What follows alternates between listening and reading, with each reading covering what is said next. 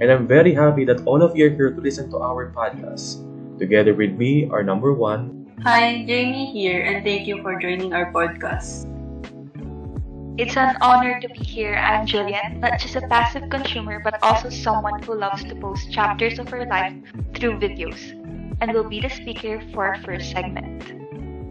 Hello, I'm Penelope, and I'm glad to have you guys here in our podcast. Inigwal kayo sa mga kwentos na baon namin, guys. And now you've heard all of us. Now we're diving deep into the world of viral content, exploring the intricate web of social psychology that makes a post go from zero to hero in this podcast session titled Bidang Landas, Paglalakbay ng Isipan. So, fasten your seatbelts. For me, Jamie, Julian, and Penelope will talk about this podcast session titled The Social Psychology of Viral Content, What Makes a Post Shareable. It's going to be an illuminating journey into the minds of content creators, marketers, and everyday internet users. Of course, before we begin, I'm gonna give a short introduction, and I hope that all of you would listen very carefully to this because this is somehow the gist of our podcast for tonight. Because in today's digital age, comprehending the phenomenon of viral content is paramount. It's not just about funny cat videos or trending challenges. Patanong ko kayong tatlo, what viral content or viral post do you know at the moment? Well, for me, it's all about the Miss Universe. Have you seen that? Yeah, actually, sa FYP ko ngayon, puro Miss Universe. Yes, halong emotions yung nangyayari dahil nga pagkatalo, but then, she still made us proud as Filipinos. Indeed. Even though na may controversies during the Miss Universe pageant, even though talagang maraming kwento na hindi natin mawari, talagang these viral contents really shape how we view society. Because it's not just about funny cat videos or trending challenges It's a powerful force that shapes the way we receive information, engage with our communities, and even influence the culture around us. And as we navigate the online world, understanding what propels content to go viral is akin to wielding a superpower. It's the key to effective communication, marketing, and cultural insight. Because this knowledge empowers content creators, businesses, and even governments to harness the internet's potential for their purpose. In fact, I have one story wherein during the pandemic, we started up a business and of course, our only medium is only social media. Kasi nga, dahil nga bawal lumabas, dahil lockdown, we do not have any means of promoting our business but through online. And we're so surprised, even though we're only a startup business, ay talagang sumikat siya for a short period of time. And even though it only was for a short period of time, we're proud kasi yung mga products namin, all of them were sold out. Kaya napakalaking bagay talaga no isang content that becomes viral. Di ba, Julian? Ikaw, meron ka bang ganong klaseng experience? Yeah. Well, for me, during the pandemic, of course, everything is on the social media, the televisions, different kind of media, the information, especially about the health protocols. Like, we're all panicking, we're anxious about what's going to happen to our future. But through the media, we are well equipped with knowledge and information, and we are ready to face that challenges. So yeah. Indeed. In fact, that's one of the main reasons why social media is already a powerful tool, whether it's spreading a critical message, marketing a product, or managing public perception during a crisis. But with great power comes great responsibility as well. That is why viral content isn't always accurate, and misinformation can spread like wildfire. In fact, not all viral content that we had, especially during the pandemic, is accurate or even adaptable. There are some viral contents na masasabi nating hindi dapat gayahin ng mga bata or yung talagang they cannot be replicated even by adults because it's really too risky. In fact, there are some contents that are only propagated for fame, regardless if somebody would get hurt, somebody would be injured during the process. But let's face it, we are living in the digital world. Knowing how to spot and fact-check viral content is essential to maintain an informed society and combat the spread of false information. So whether you're a content creator, marketer, or simply a savvy internet user, understanding what makes content go viral is a skill that's not just nice to have, it's a necessity in today's fast-paced digital landscape. Now, let's dive deep into the fascinating world of social media and how they can turn a simple post into a viral sensation. To shed some light on the social influence that shapes the viral potential of content, we have the pleasure of welcoming our first speaker, Miss Julienne Torres. Julienne, the mic is yours. Take it away. Hey there, podcast fam. The stage of discussion was set on fire because of that igniting introduction from Ace. Thank you. Pondering this opening, from watching our parents gulp down their morning coffee while flipping through the newspaper, to those heated afternoon discussions over popcorn during movie time, and even the late night scrolls through social media for the latest trends, I've come to realize something. I know you're curious, and I'm gonna say it now. It's all part of this so-called interconnected world. And it's worth asking, especially in this generation. What makes the content that we see go viral, and how do our choices and actions shape the media around us? Today's first segment is a juicy one that touches on how the media we consume shapes our individuality. So, from the earliest studies, as stated by Ash in 1956, our opinions and behaviors are often affected by the majority. The sphere of media platforms transcends generational boundaries, serving as a pivotal centers of interest for individuals spanning diverse age groups. Per a notable report by the New York Times, there exists a compelling correlation. You are what you watch. So what do you think, Kai, about this statement, you are what you watch? Well, para sa akin, I really believe in it because whenever I watch something, I cannot really hesitate to adapt to what I am seeing, especially if it's so influential in today's time. For example, vloggers who do travel vlogs, people who do mukbang videos. In fact, talagang matatakam ka whenever you watch them. Pero yung iba, ikaw, Jamie, what do you think? You are what you watch. Talaga bang whenever you watch something, you have the inclination to do it, you have the inclination to adapt to it, or do you just leave it be? Influencing siya kaya sumusunod tayo sa mga gusto nila.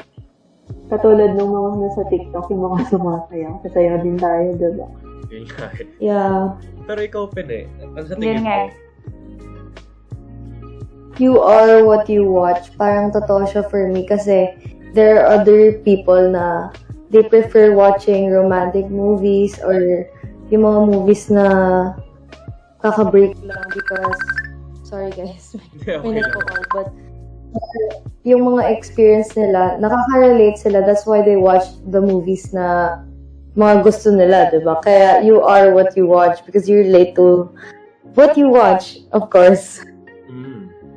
Yes, I agree with you. And this suggests that media content we consume subtly shapes the essence of our identity or image through the characters, stories, and themes. Now, I want to ask, did you catch the latest Barbie movie? Oh, napanood ko. So this is where the lead characters embodies a powerful, independent female persona.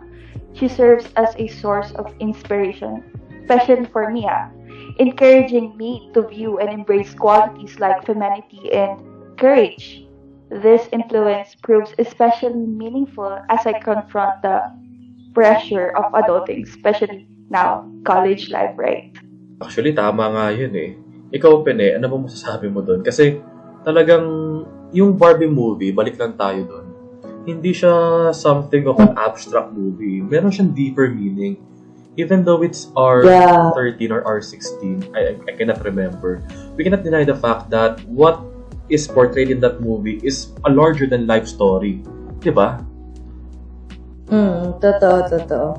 Kasi nga, di ba yung backstory din ng Barbie is about feminism. Yeah, so Diba? actually meron konting enculturation nun. Kaya nga, it's really something of it, the character's independence, at least especially when life's throwing those adulting curveballs at us. Hindi ba yun nga yung tawag nga nila, di ba? But hey, speaking of influence, it's not all sunshine and rainbows, right? Indeed. Timing and relatability are fundamental in this phenomenon. The darker side of social influence is how easily it can spread false info or create echo chambers. I mean, it's a bit like a double-edged sword.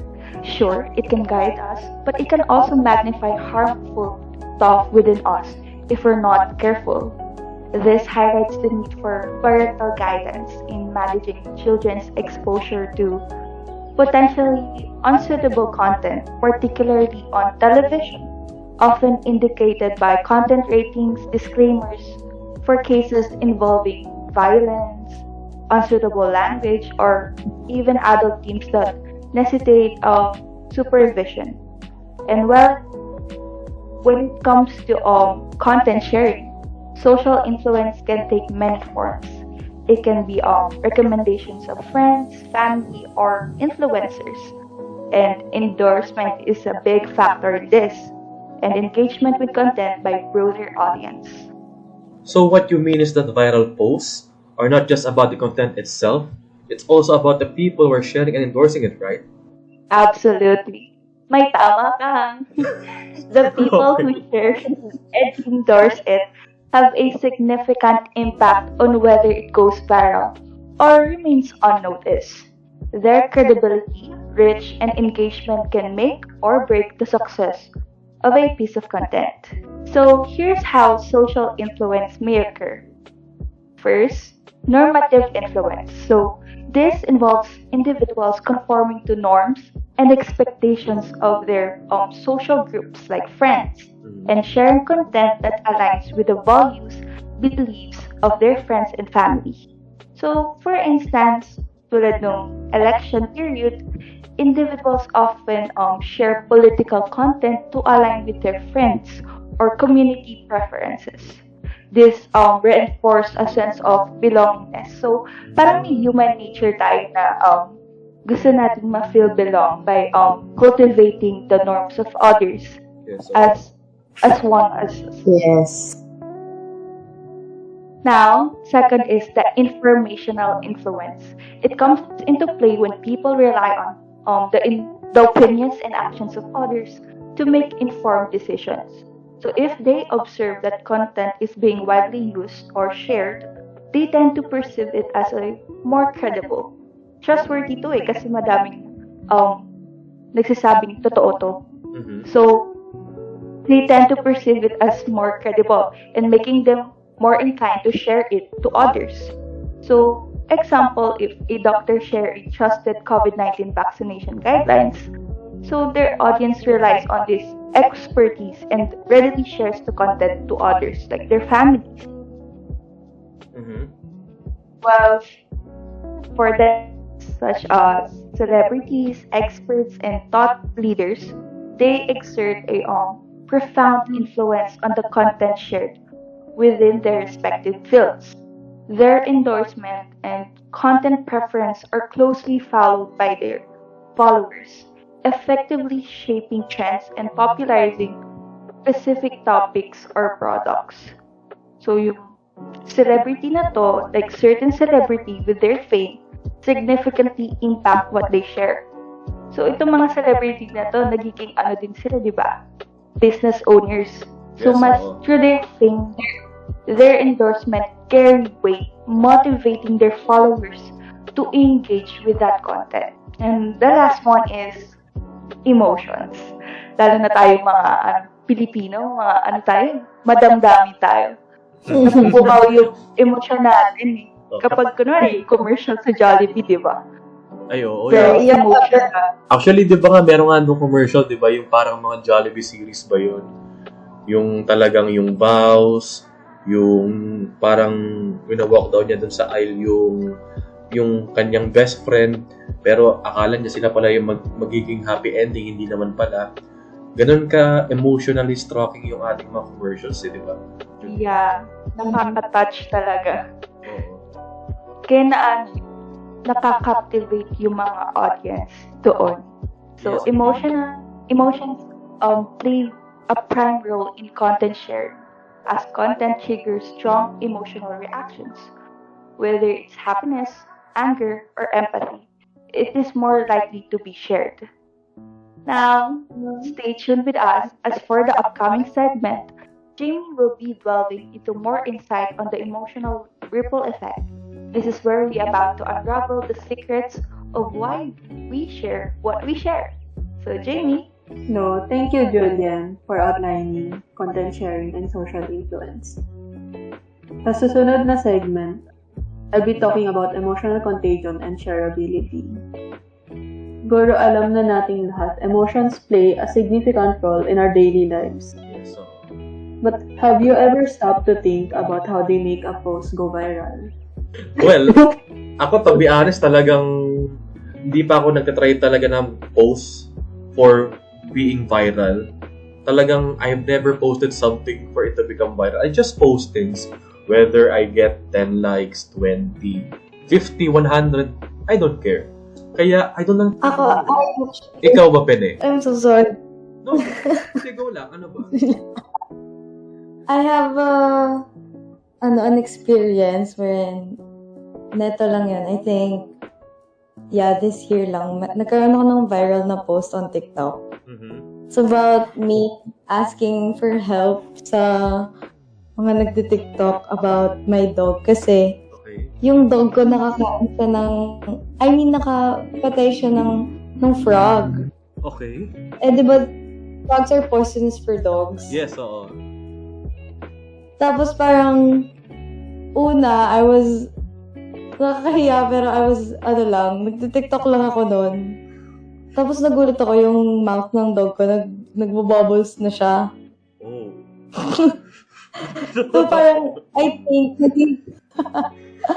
pero, fortunately, okay naman yung dog ko. Buti nga, naging viral siya kasi yung mga nag-comment, parang mga dog owners din. Dog lovers. Tapos, binigyan nila ako ng mga advices on what to do pag ina-allergies ang dog. Mm. Kaya yun, naging okay. So, Pero ang dami niyang umabot ata siya ng 1 million, 2 million views. oh. wow. Ibig sabihin, nakatulong pala yung pagiging viral ng post mo para makapagsolicit ng help sa ibang mga tao. Yeah. Ayos yun. That's basically it. Grabe, iba pala talaga So yung dynamics true. ng social media, no? Ikaw ba, Jamie? What can you share us about this particular topic ba?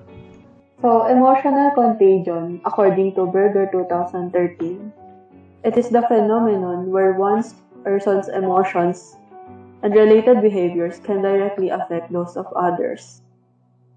So, nakakahawa talaga siya, diba? Kunyari, pag nakakatawa yung video, tatawa din tayo. Yes, oo, tama. Basta mararamdaman talaga natin, no? Yes, exactly, oo. In the realm of viral content, emotional contagion is like the spark that ignites the fire. Think about the last time you saw a heartwarming video, a tear-jerking story, or a hilarious meme. Ano experience niyo? Well, for the memes, ako talaga, puro ako memes, especially when it comes to my friends. Whenever Nakikita ko nga yan. Okay. Well, hindi ko pa naman sinashare sa inyo, pero pansin niyo naman, di ba, sa mga pinapakita ko sa classroom, talagang na-embody ko na siya somehow. In fact, hindi lang na-embody, pero the more I watch memes, or kahit hindi hilarious memes, let's say, yung mga nakakaiyak na mga story, yung mga commercial ng Thailand, yung mga nakakaiyak pero commercial lang pala. Para bang natatouch tayo kahit hindi naman natin kilala talaga yung taong involved. Pero naawa tayo. In fact, para sa akin, ang laking bagay nun kasi it affects how we perceive how others people feel. Especially if it happens to us. Baka yun na rin yung maging reaction natin kasi yun yung naging reaction natin sa mga tao na di natin kilala. What more pa kaya pag kilala natin, diba? Say for example, yung tao na to ay best friend natin. Or kung may jowa kayo, jowa nyo, di ba? Tapos yung story ay talagang, let's say, kailangan ng heart transplant. So, syempre, anong pipiliin ng tao na yun, di ba? His life or the life of her or loved one. Of course, talagang iba yung impact sa atin. Even though some stories are fictional, hindi naman totoo, pero the way they affect us, especially if it is really professionally made, talagang yung spectacle, yung props, the way it was shot, talagang napaka-realistic. Talagang papaisip ka, what if mangyari sa buhay ko? Ganon din kaya magiging reaction ko? Ganon din kaya yung magiging response ko sa napanood ko? I don't know. Kayo, ano ba sa tingin ninyo?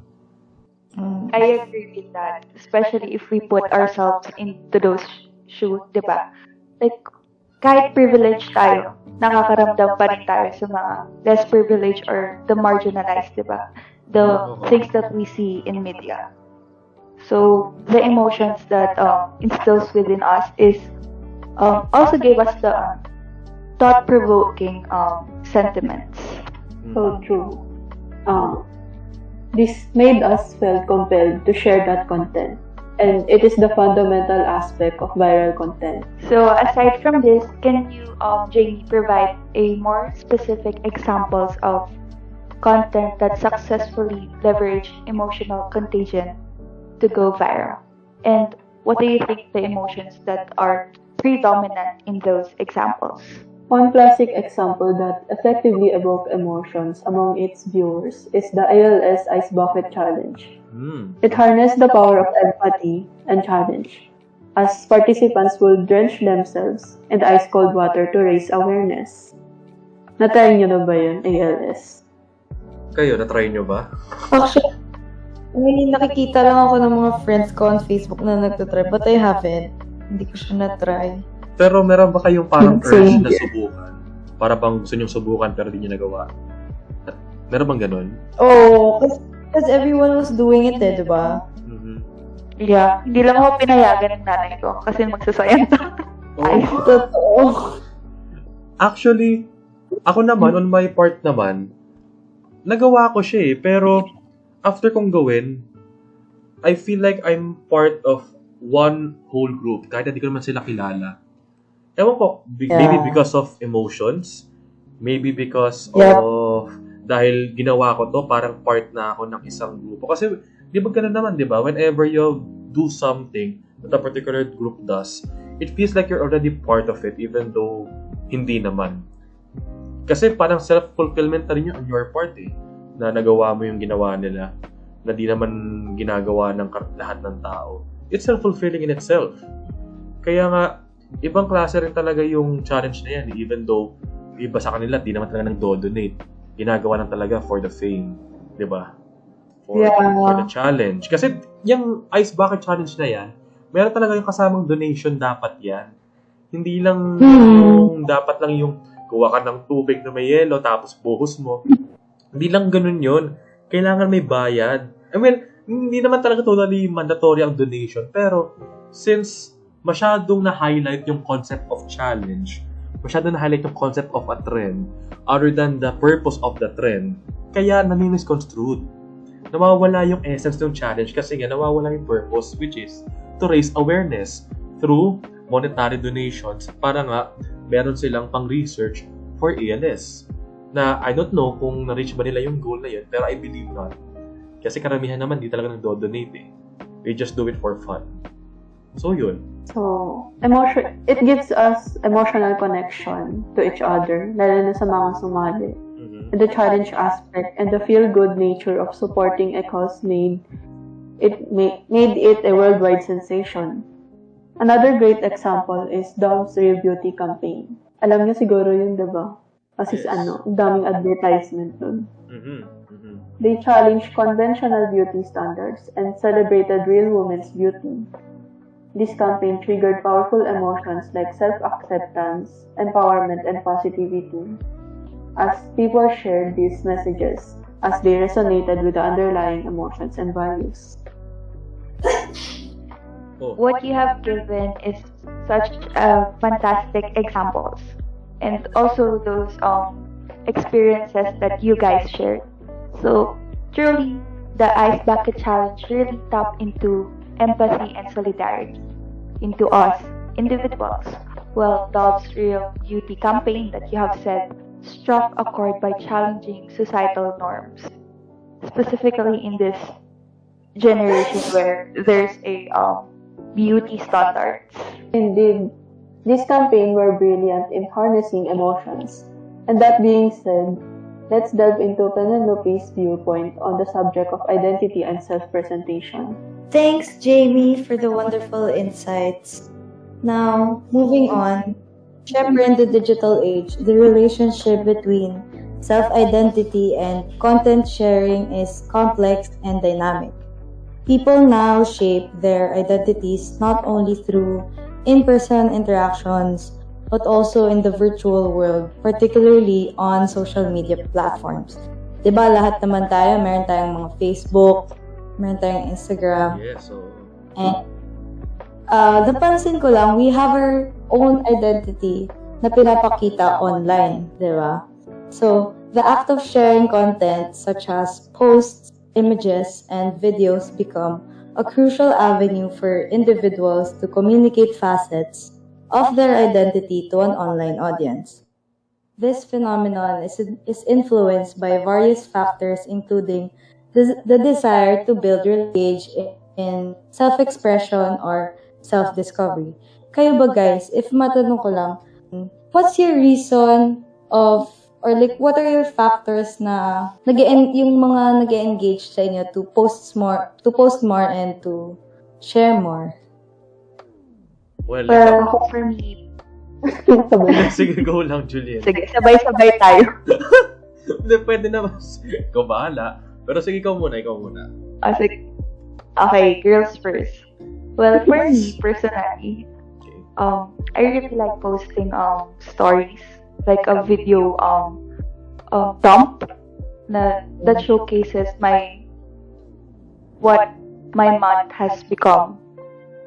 Because I really like traveling or going to different cafes. So it's like, I don't know if it's a passion or what, but I really like to share things that I see great or that evoke happiness to me, such as when I also achieve something great. So I'll go to great places. Ganun. Yup. How about you, Ace? Well, sa akin, I believe you have seen my posts naman, di ba? And most of my posts are inclined to one particular style, which is yun nga, yung pang tito, kung tawagin nila. Talagang the way I post for pictures, talagang isa yung mukha, pero yung background nag-iiba, gano'n. Well, to be honest, di ko naman ginagawa yun for fame na parang, gusto kong maging tito sa platform ko na to. Hindi. Talagang ganun lang talaga ako mag-post kasi that's how I really post for pictures. And I'm not really the kind of person who would conform to what the audiences say. For example, may nagko-comment. In fact, there was a time na nag-post ako sa Facebook. Hindi siya picture pero more on talagang shared post. Yung shared post ko is, ito sinabi, normalize church dates, let's go to church and then go eat. And then, isa lang naman yung caption ko. Soon, tapos 3 dot. Wala naman akong ibig sabihin doon. In fact, wala akong pinapatamaan. Pero, grabe na yung reaction nila. Para bang may tinatago ako na Oo. Para bang may tinatago ako na someone. Sabi ko, wala akong girlfriend. Talagang sabi ko lang soon. Masama bang mag-wish lang na someday maranasan ko man to. Kasi, di ba, sino bang ayaw nito, di ba? Especially at this day and age, we're already exploring new avenues. So why stop at what we're comfortable with? Why not go outside the boundaries and explore? So whenever I saw those comments dun sa shared post ko na yun, natawa na lang ako. Kasi talagang, ito yung mga comment nila, pinapormahan to. Pag peace be with you ba, pre, kiss mo yung mga ganon. Sabi ko, bahala na. Kasi talagang ewan ko talagang, ewan ko lang, natitrip lang ba sila or meron ba talaga silang gustong sabihin na hindi ko naman napipick up. Pero, it's more about how I present myself. And kahit now, wala akong sinabi. Kahit na hindi naman ako nag-post ng picture ng time na yun. Para bang you can already sense an imprint on who I really am to them. Ganun katindi yung impact ng social media imprint mo or yung tawag nga nilang digital footprint. Even though they do not know you personally, but by your post, by what you post, they can have a sense of imagery of who you are. So, yun yung para sa akin eh. Totoo. So, ayun nga. So, the choice of content for online personas is of course guided by our personal objectives, morals, and the desired public image. Yun nga yung tulad ng sabi ni Ace. Some engage in selective self-disclosure, deciding what details to share or keep private, while others experiment with different online personas to gauge audience reactions. However, content curation raises ethical and authenticity concerns. Maintaining authenticity in one's online persona is essential to avoid identity fragmentation, where disconnect between digital and real selves may occur. So, that being said, meron ng kwento sa inyo, guys. Ano yun? About ethical considerations na kasi tayo eh. Okay, go. Meron akong kakilala. Yung may naging girlfriend siya for about siguro 1 year. Tagal din, no? Yes, oo. Tapos, ang alam niyang image na itong girl na to is maganda. You know, kasi iba yung photo na ginagamit niya online. Yun pala, poser siya. So, mayroong ethical consideration na nag-a-arise when individuals misuse their online personas to deceive or harm others, right? Yes, oo. So, parang... So, ito ba yung parang catfishing ba yun?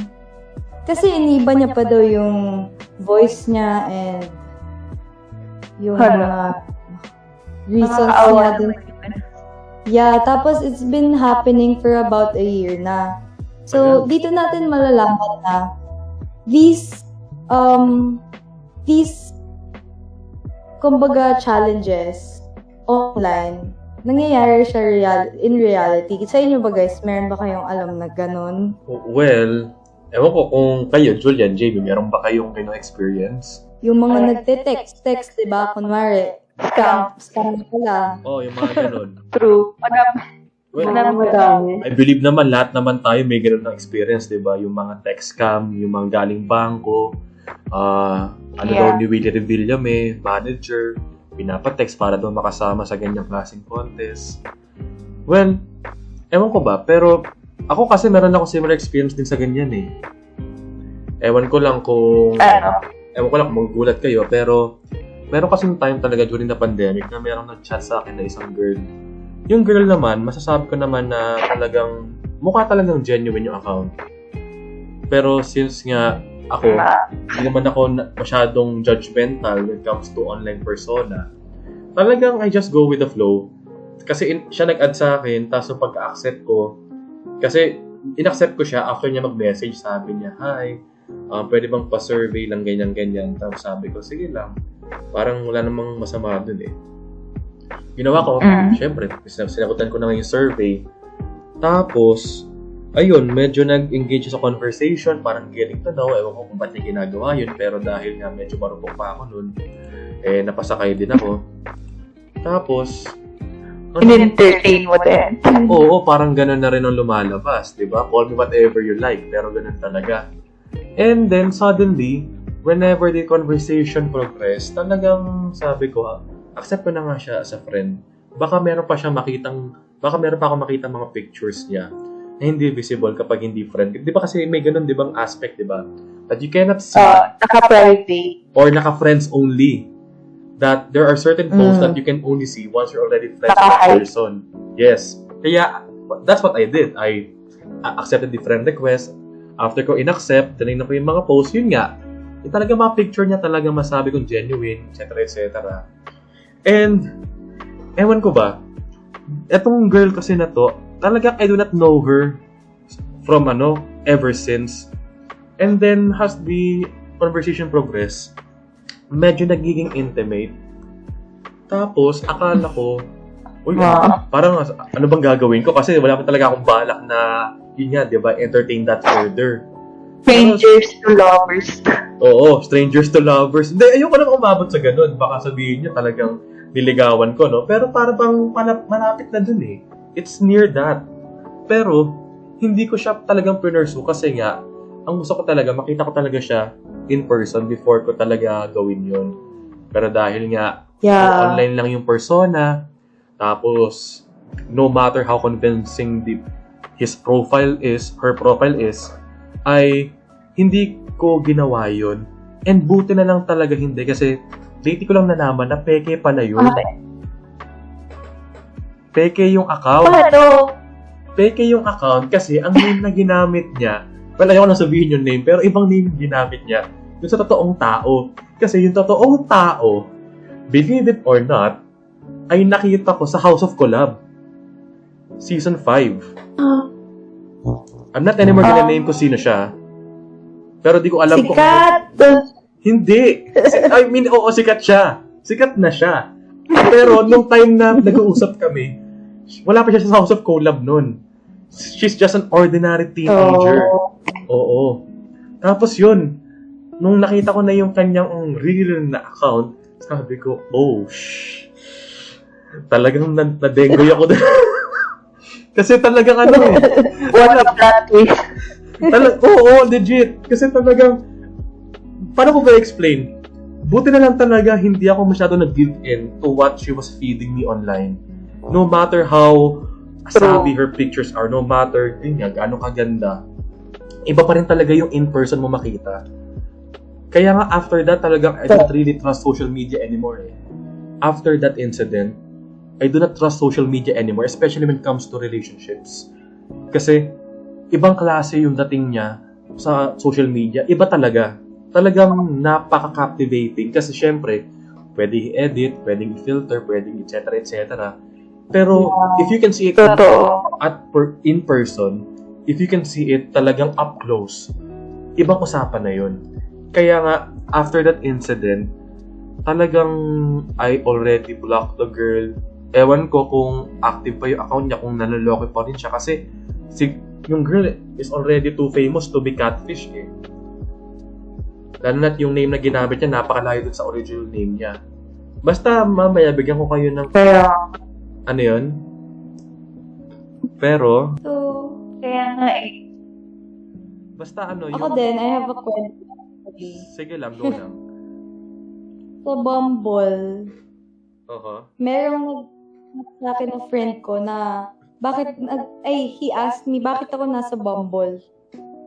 Sabi ko, wala akong Bumble. Yun pala, someone's using my picture and ako yung name ko ang ginamit.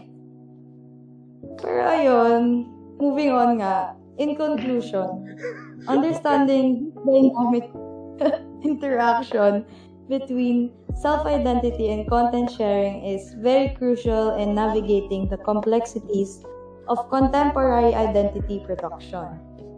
By recognizing these intricacies, individuals can make informed and defensible choices regarding their virtual identities, contributing to a more authentic and ethically sound online environment. Well, I don't know pero talagang when I was really digesting that information, it felt like it's really a game changer for us. In fact, that's the reason why ba't ang tagal ko magbago mag-respond eh. Para bang it's really something that even though it's already happening in our lives, we're only realizing it until now. We're only realizing it at this point na, ito pala yun. Ganyan pala yan. It's like that kind of feeling eh. This particular topic, yung catfishing, under identity and self-presentation, is already happening before. Yung emotional contagion, shareability, always happening even before the pandemic. And even yung part ni Julien, yung social influence, by the time social media existed, there's already social influence even before the existence of a digital realm wherein we're really engaged. We cannot deny the fact that social influence stretches out the boundaries of our phones. That is why I'm really happy that we had a fruitful discussion on this matter. And because of that, I'd like to thank everybody who listened to our podcast, because it's really something of a game changer for us to know these things. It's not the kind of things that we usually hear or usually say to other people. In fact, this is the kind of topic that is not usually discussed, because this is something that is how should I say this? This is the kind of topic that is not usually being discussed because people are already immune to these kinds of things. They just let it be. They just let it slide. But in reality, we need to know these things and we need to be aware that these things, no matter how mild they are in effect, have a major impact in our lives. And guys, you know what's crazy? Yeah, It's not just about how media affects us individually. It's how it brings us together as well. You know, bonding over shared TV shows, TikTok trends, even the latest gossips. It's also brings us together like a invisible thread connecting us all.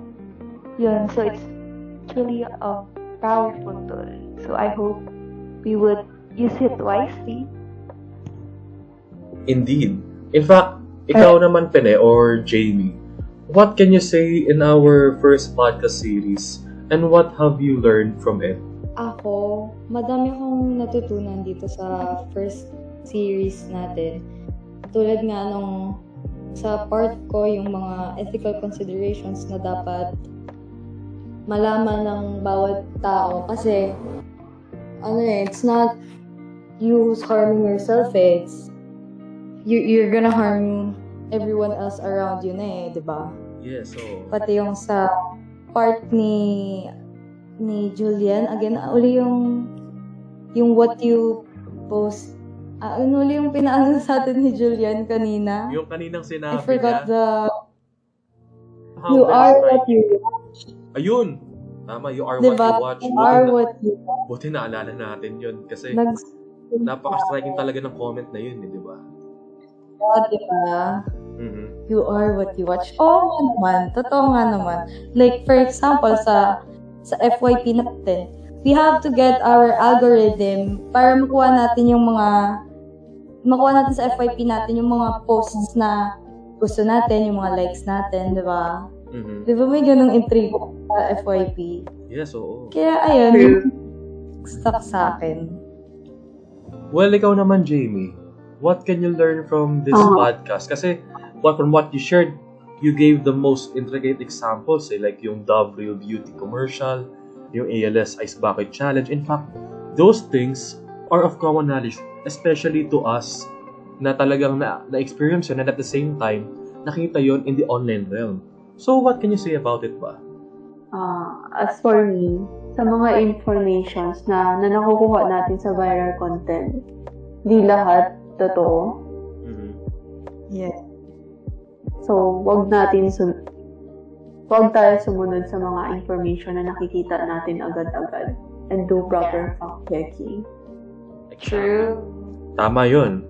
Kaya nga sa next natin na podcast series, kahit na yung ibang content ay hindi totoo, pero sa ating next na podcast series, huwag kayong mag-alala dahil our guest speaker is somebody who will enlighten us with the particular trends of a viral content. Be ready to be captivated in our upcoming podcast series titled Bidang Landas, Paglalakbay ng Isipan. Because in our next podcast series, we're gonna unravel the mysteries behind viral content. And if you ever wonder, dear listeners, what makes a video post go viral, well, our guest speaker will answer those questions. Kayo ba? Hulaan nyo nga kung ano yung ating guest speaker, kung anong kanyang trabaho, kung ano yung kanyang ginagawa sa buhay. You can give a hint. Para naman yung ating audiences ay ma-entice talaga makinig. Feel ko sikat to. Mm-hmm. Sikat. Famous. Nakakakuha na siya ng monetary, fees sa platform na So, monetize na yung kanyang channel or yung kanyang platform. Ano? Ikaw, Julien, anong sa tingin mo? I mean, Jamie pala, sorry. Madami siguro siya mabibigay na information sa atin. And madami tayong matutunan. Pwede. Totoo. Tama. Yun talaga yung binibig ko. Well, speaking of information, this next speaker would really give us valuable insights on what makes a post from go zero to hero. So stay connected with us and don't touch that dial. And be prepared for our roller coaster of insights and revelations. And as we bid you good night, once again, I am Ace, thank you. Together with me are, of course, Jamie, Penelope. Sorry. And and because of our great first series, we would like to end this with a quote saying that the world is still worthwhile if you will just smile. So smile until you listen to our next podcast series. And until next time, keep those ears tuned in, and we can't wait to have you back with us on this podcast session titled Bidang Landas, Paglalakbay ng Isipan. Sweet dreams and stay curious, fellow Bedans. Good night and God bless.